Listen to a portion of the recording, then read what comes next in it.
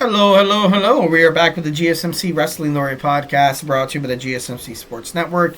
I'm your favorite wrestling fan here, Eric Rodriguez, every Monday through Friday, 8 p.m. Pacific Time, 11 p.m. Eastern Time, here to talk about the greatest thing in the world, professional wrestling. We talk about all the action inside and outside the ring, backstage curtain calls, rumors, dramas, and updates. We talk about contract negotiations amongst superstars, extensions, and new signings amongst promotions like WWE to AEW to New Japan Professional Wrestling. If it makes major news in the world of professional wrestling, we're going to talk about it here on this show 1010%. So make sure you guys smash that like and subscribe button to the show. Follow the show. Follow the network. All right, without further ado, we're going to cap off this amazing show with our fifth and final segment. We have some TNA Impact preview for January 30th, 2025, tomorrow. Can't wait for you guys to watch it. I think it's going to be pretty badass. I think it's going to, it's going to be pretty badass. We're going We're going to see Nic Nemeth kick off TNA Impact. After that tough loss to Joe Hendry at TNA Genesis, we're going to see the former TNA World Champion kind of show what's next. What is next for TNA? What is next for Nic Nemeth? What's next for Ryan Nemeth?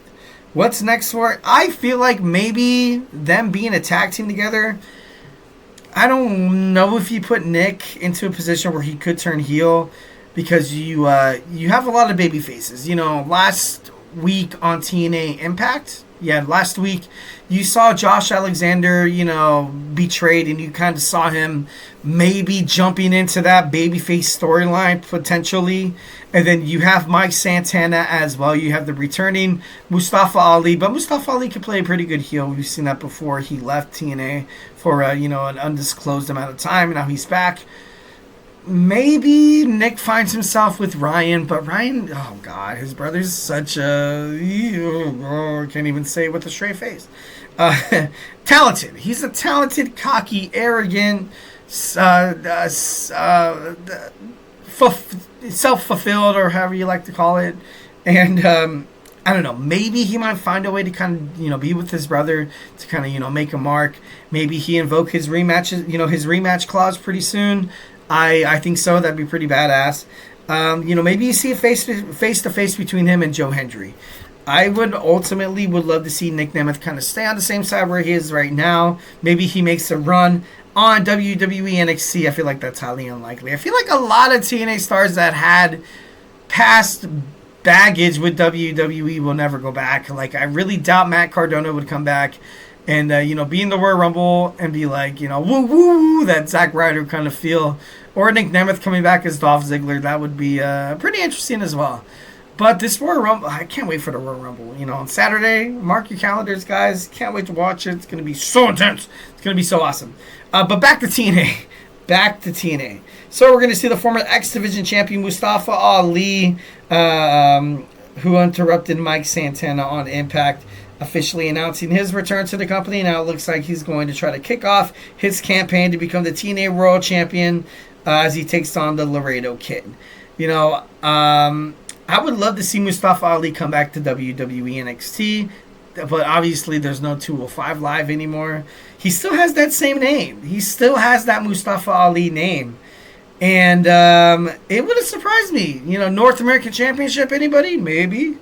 Maybe you see a dream match like Wes Lee taking on Mustafa Ali, or Mustafa Ali taking on Javon Evans. Would be pretty badass. I gotta be honest. Would be pretty damn badass. It'd be pretty cool. Mustafa Ali coming back to TNA, signing a new contract, so it should be pretty badass. Should be pretty cool. Next, we have Ace Austin, speaking of Wes Lee, taking on Wes Lee, NXT, obviously accompanied by Tyson and Tyreek. I feel like Tyson and Tyreek will get involved, and then maybe, just maybe, you see the Rascals coming back up Ace Austin, and then you see that rivalry rekindled between Zachary Wentz, Trey Miguel, and Wes Lee, former badass Rascals members.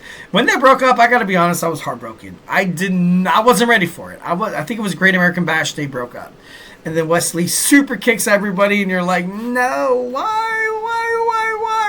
Because it was such a great, kicking off this TNA and NXT partnership. You saw an amazing storyline Like Wesley ready to give up because he could not defeat Oba Femi for the NXT North American Championship, so he was going to hang up his boots.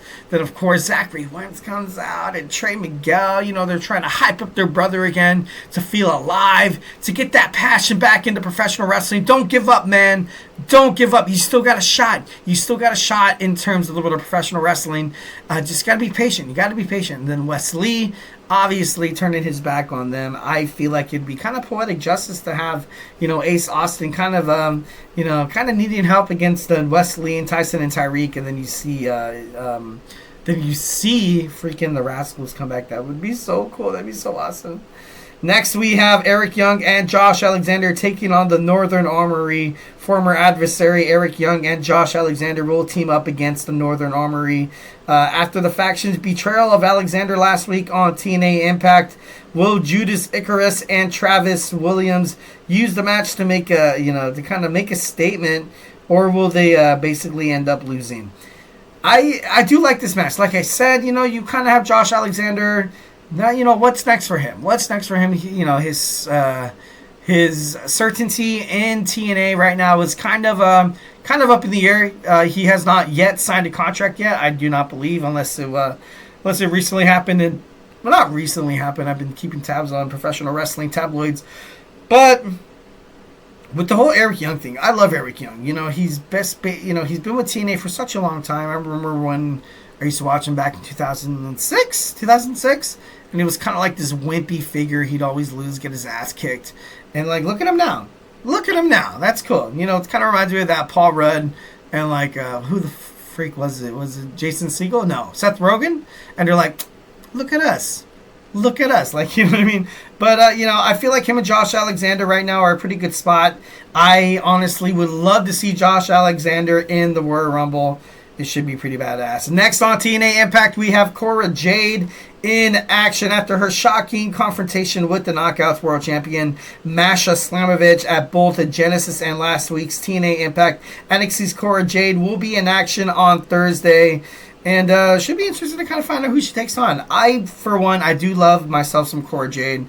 I feel like she is talented. Ever since she came back, from when she came back to NXT, kind of being like a lapdog to the former NXT World Champion Roxanne Perez. I want to see her stand on her own. And I talked about it earlier in the show when I was talking about NXT in my second segment. I really honestly want to see Cora Jade stand on her own. And I feel like she could be such a great storyline, such a great promoter. She has the it girl factor to her. I would love to see her go up against, I'm not too sure about Masha though. Right off the bat, I feel like that kind of attention's like, okay, you're going to be this cocky, no good heel, and you're going to go right into the lion's den and probably lose. And then that's just going to make Cora Jade seem even more weak. But then again, Masha, she's had a decent reign so far. Maybe, just maybe, you see Cora Jade dethrone the TNA Knockouts World Champion, becoming the first ever WWE NXT superstar to hold a TNA Impact, title. I wouldn't be mad at that. I would not be mad at that whatsoever. I feel like it'd be pretty cool. And now Roxanne Perez would, now she would be Cora's lapdog. So it's, and then Roxanne Perez gets jealous, wants a piece of Cora. You know what I mean? There's so many storylines that could develop if Cora Jade defeats Masha Slamovich for that TNA Knockouts World Championship. And I would be absolutely all for it. We have Brian Myers taking on Leon Slater, and then Sami Callihan has been tormented by the mysterious number 23, who was revealed to be Steph D. Lander and Mance Warner. This whole digital media championship with the PCO, destroying the belt on GCW. I guess it was real. I guess, but it could be kayfabe. Maybe PCO comes back on Impact. Who knows? But, Steph D. Lander coming back, I like that a lot. I'm a huge fan of Steph. I love her work. But Sami Callihan, he's such a badass. I would love to see him, become the new digital media champion. But it'll probably most likely be Mance Warner. All this you can find out tomorrow night on TNA Impact on TNA Plus. So make sure you guys subscribe to kind of check it out. Make sure you guys Superman punch that like and subscribe button to the GSMC Sports Network. All right, guys. So hey, that's it for me. Hope you guys had a great time. Stay beautiful, but most importantly, of course, if I have not made you a wrestling fan by now, make sure you check out all the other podcasts we have here at the GSMC Sports Network. We got baseball, we got college football, we have regular football. We have hockey, we have the NBA, you name it, sometimes tennis, who knows, maybe. We have it all, and if you want it now, subscribe to the GSMC Sports Network. Give you the Eric Rodriguez guarantee that you guys will never, ever, ever, ever, ever regret, subscribing to such an amazing network that brings you, the fans, everything that you guys love and all the sports content that you guys love to consume on a day-to-day basis. Like I said, that's it for me tonight. Stay beautiful, but most importantly, love you.